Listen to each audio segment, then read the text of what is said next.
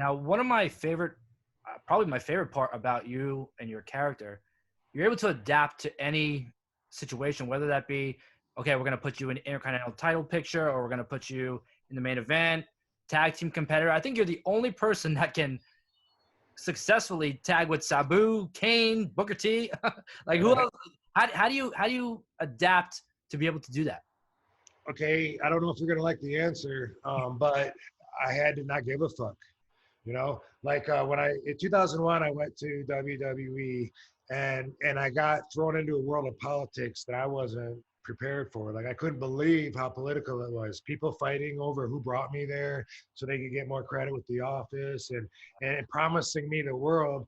And then at the time, Chris Jericho, he was upset because they had already promised him all this stuff, and now they're promising it to me, which a lot of it they hadn't delivered to him. And then I saw that happening, and then I saw my promises falling off. Like they said they were going to do this, but what happened? Now they're doing this. I had to not give a fuck. It was either really, really care, which truly is how you get ahead. Like someone like Chris Jericho, obviously he really cares. You know what I mean? Yeah. You have to, you know, and you have to an extent to be where I'm at too. But as far as that stuff goes, with my values and my priorities, I ended up saying that's not the part that really matters. You know, I don't have as much control over them doing. If I think what they're doing with me is really stupid, then I would voice my opinion.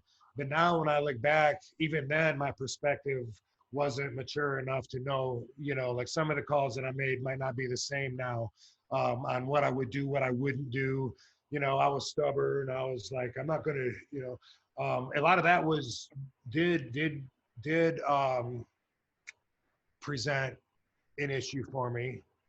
Looking back at it, I just heard recently that one of the reasons I wasn't pushed was that they heard that Hunter offered to take me aside and help me with promos, and that I turned him down. And I was like, I think that did happen. And the more I think about it, I totally remember that happening. I never thought about that probably in the last Wow. I don't know, you know, 8 or 9 years. But I totally remember that happening, and I didn't even realize it was that significant of a thing.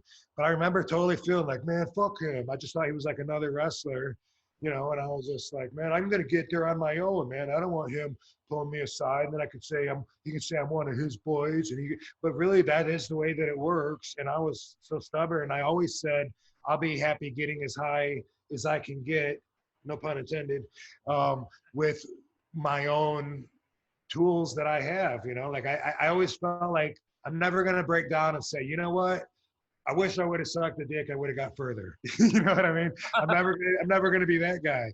Yeah. So when people say, you know, you wouldn't have dropped the championship with the weed, whatever, it's like, I got where I got being who I am. You can never change the past. You know, this is my path. We're all on our paths. Mine's a pretty interesting one.